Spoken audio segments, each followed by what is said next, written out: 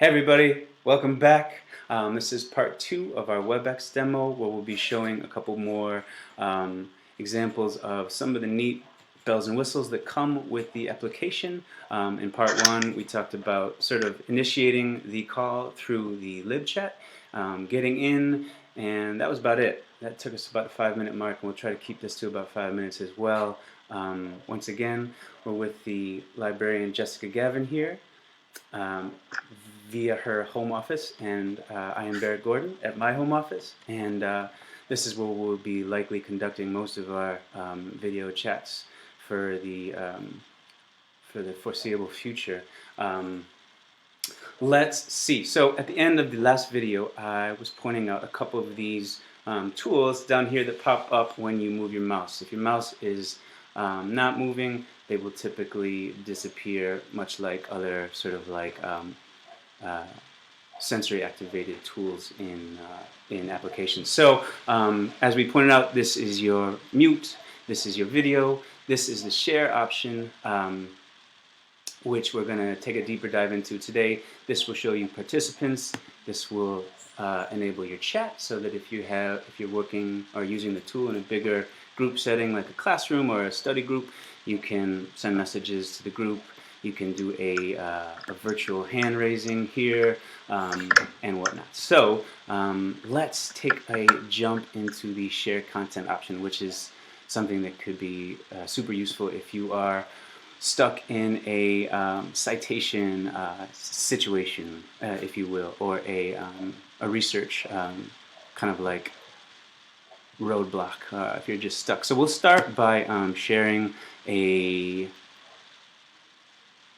Microsoft Word application. What's neat is you can share your whole screen, but if you're feeling just like sharing an application, you're able to select the content which you'll be sharing. So I'm going to show Jessica my my Word application. As you can see, this orange tab will pop up once you start sharing your screen. Jessica, you can see my screen, right? Sure can. Great. So if you do have any questions about your citations or anything you're working on in a paper, you can always show a librarian that. They can take a look, for example, see whether this is APA 6 or 7. Make sure your make sure the journal title is italicized. A lot of times some of the formatting gets lost in the cut and paste.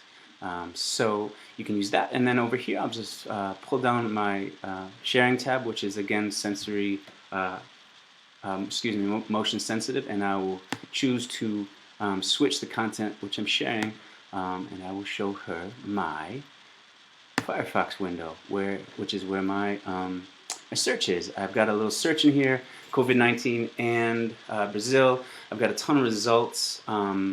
And sometimes talking through it just doesn't get you as far as you want to get. So in a situation like that, you can choose to share or assign your mouse to the librarian. And one thing to be mindful of is that the librarian will not be able to scroll on your page.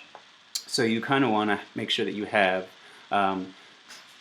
most of the necessary options available to them, or they can request that you just scroll down your screen for them. So once I get it to a part of the screen that I'm ready to have her show me how to more strategically optimize, I'm going to share my mouse, and as you can see, she's the default because she's the only one in this call. If there's others in the call, you will have the option as to who you are sharing your mouse with. And you can always take the mouse back just by moving your mouse, so it's not like I'm giving Jessica full control of my computer. I'm just giving her my mouse for the time being. I'm prompted to grant control. And as you can see, passing mouse control to Jessica, and take it from there if you don't mind, Jessica. Well, yeah, so if you were doing research and you got stuck, you could give the librarian access, like Barrett said, and they can show you how to use the filters over here. Because we can actually use the mouse, that's really exciting. So we can show you, just kind of take over the query, the search, and help you out there. That's awesome. Great. Very useful. Yeah, and then I can take back control just by moving my mouse. And that is that. I'm going to stop sharing because I'm good to go. and I will confirm that I'm stopping sharing, and that should just about do it. We're at the 5-minute mark. Hopefully this was really helpful. If it wasn't as helpful as needed, you can always just reach out to us and we can clarify or continue to explore the tool together. As mentioned, librarians are always available in the chat during the hours of operation, and we look forward to seeing you in the chat or in the Webex call, and hopefully on campus in the near future. Thanks, Jessica. Bye. Okay, take care. Bye, everybody.